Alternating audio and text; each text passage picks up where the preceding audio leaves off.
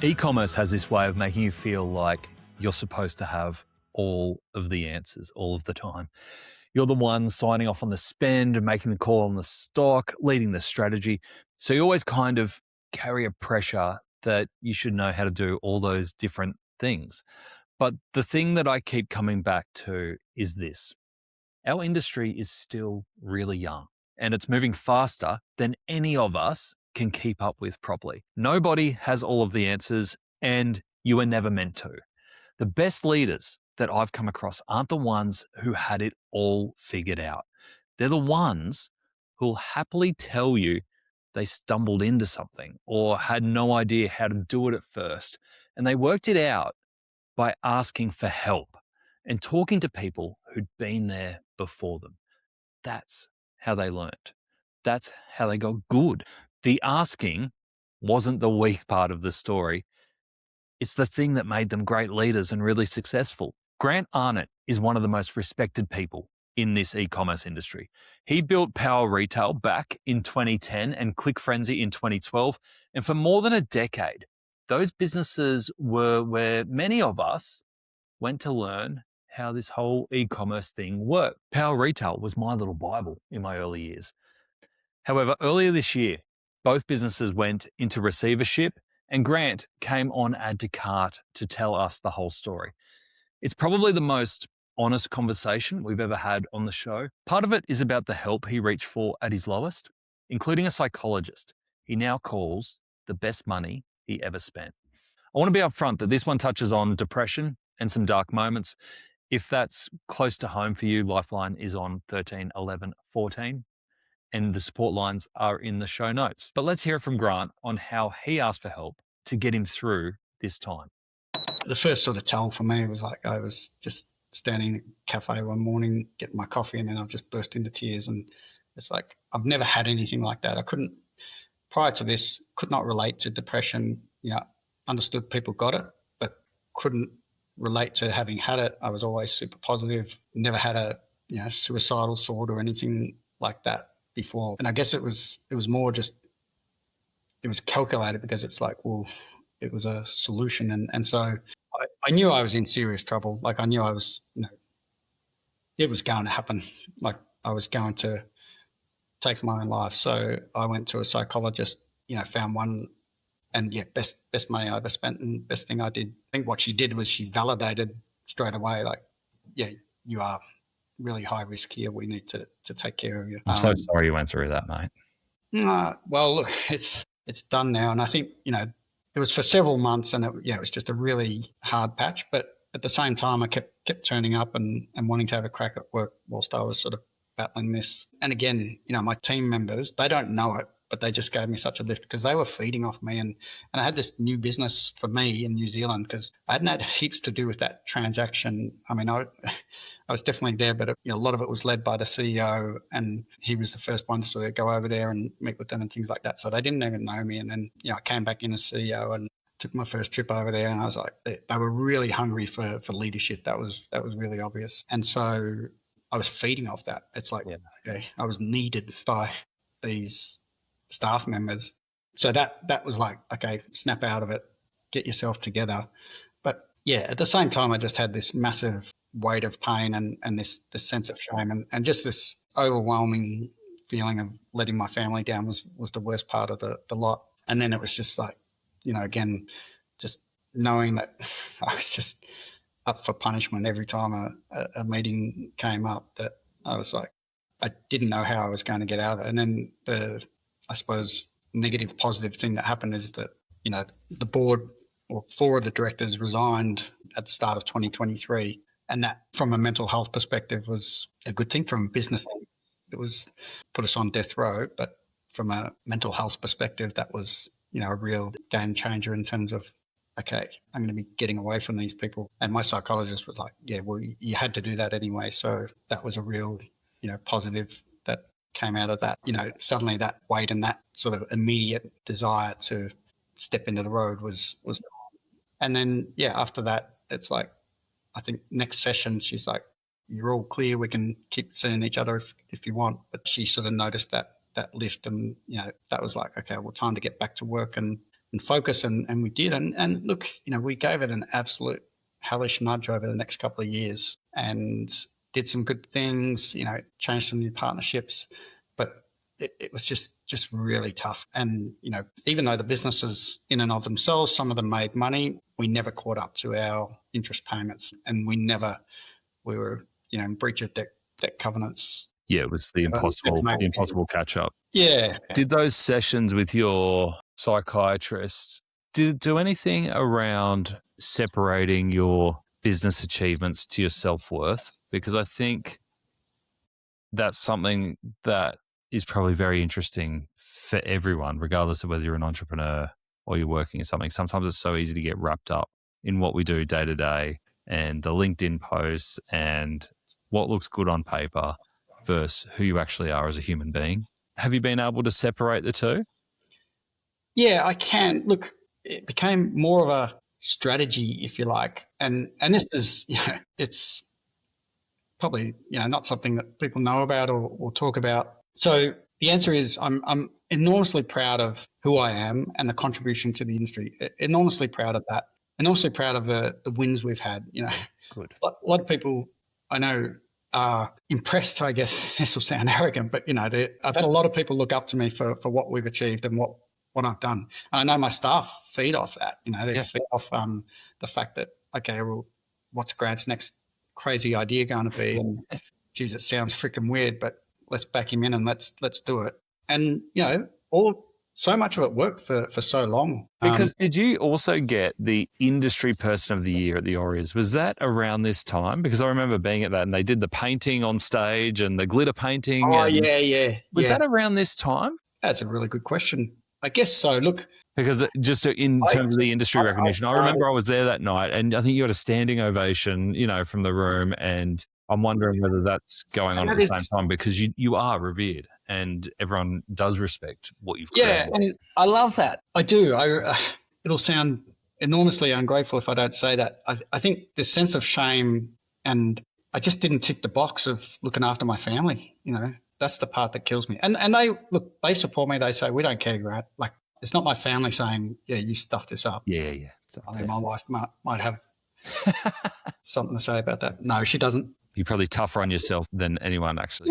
Yeah, I am. And I know that as well. But I think, honestly, it wasn't a sense of humiliation or anything like that. It was literally like, at this point, it's like, I don't know whether these partners are going to sue me. It was, pretty bad. Like, they said that was on the cards. So it was really just a world I never envisaged myself being in, given that I thought I'd done it the right way initially. We didn't burn anyone's money at the start. We started from nothing and just built it up off talent and organic sweat and hustle and growth. And we just had good ideas that worked. And that was addictive. And I loved that. As you heard then, what turned it around for Grant wasn't toughing it out on his own, even though that's often a natural instinct, especially for men. It was the moment he stopped carrying it alone and let people in. So we're going to take a little bit of a different path for this playbook, and we're going to focus on a soft skill that I think is really important, asking for help. So lesson 1, ask while you're still learning, not just when something breaks. Don't wait for something to fall over before you reach out. Most of us only ask for help once there's a fire to put out.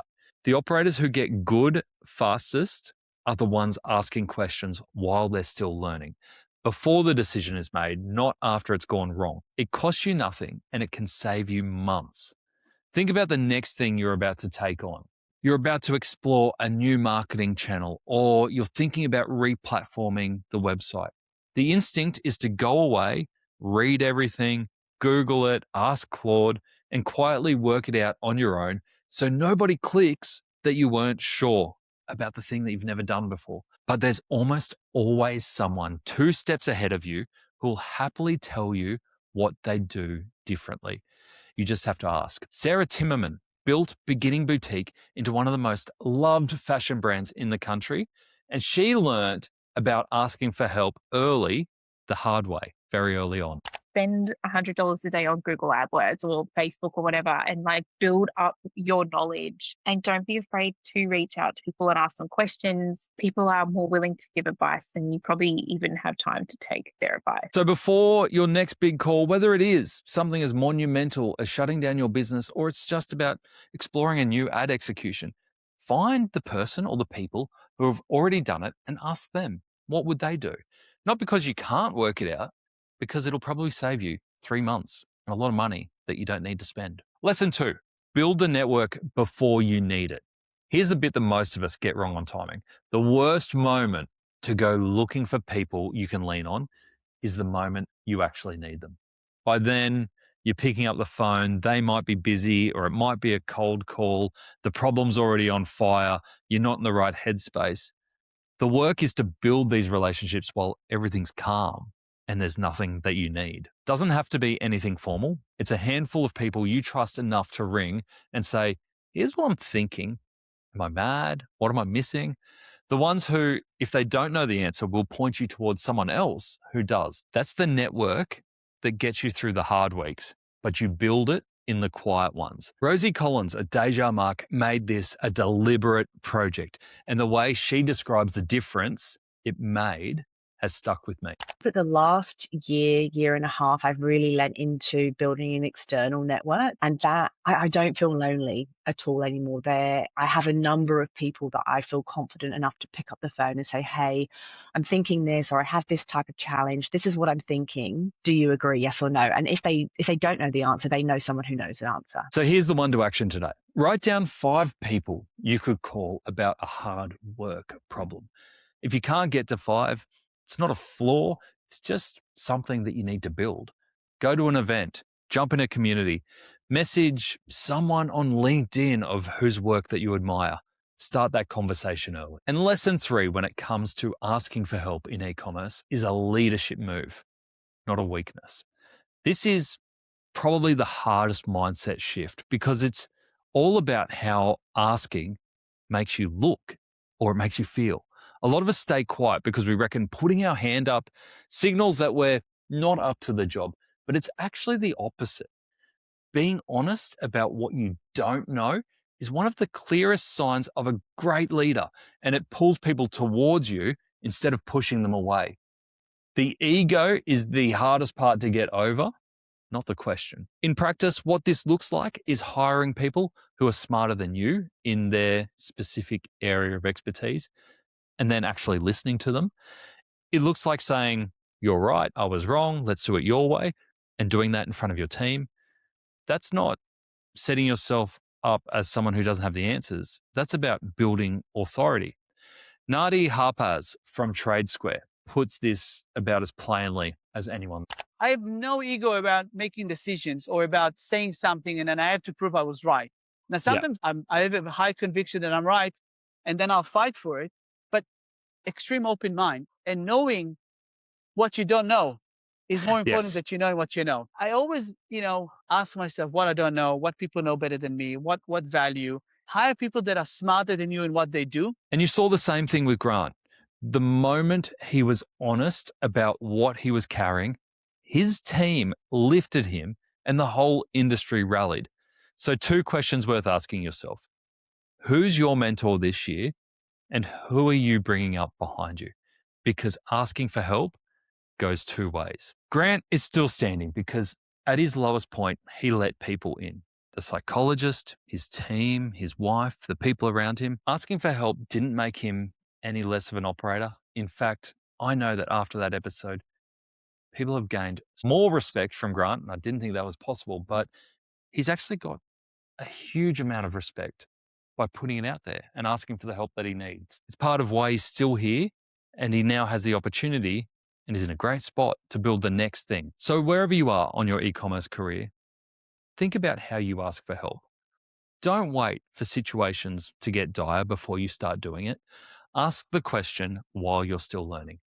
Build the relationships while things are calm, and check in on the people around you because we never really know what someone's carrying beyond the big numbers and the awards nights. Help can go both ways. If you want somewhere to start building that network before you need it, that is exactly what the Add to Cart community is for. There are more than 700 e-commerce operators asking each other the real questions every day. No one looks silly. No one has silly questions. You can join for free over on addtocart.com.au. That's it for the playbook this week. If you do one thing from here, just ask someone for help this week. I'll see you next Friday. How's this for a stat? Most retailers deliver 3 days faster than they advertise at checkout. However, 38% of shoppers are saying an accurate delivery estimate makes them more likely to buy. So that promise gap could be costing you conversions. But it is fixable, and it is just one finding in Shipit's State of Shipping report. From AI and Amazon to fuel prices and delivery costs, this report is your blueprint for retail growth in 2026. It is my go-to report every year for delivery and fulfillment. You can download your copy with the link in our show notes.